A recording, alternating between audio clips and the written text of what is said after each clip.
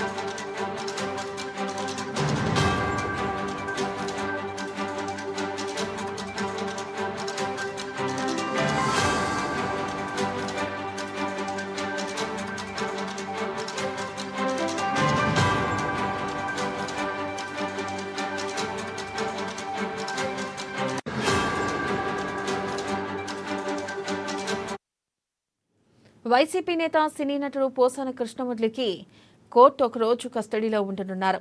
ఇక నేటి ఉదయం 10 గంటల నుంచి సాయంత్రం 5 గంటల వరకు సిఐడి కస్టడీకి తీసుకుని ప్రశ్నించనుంది.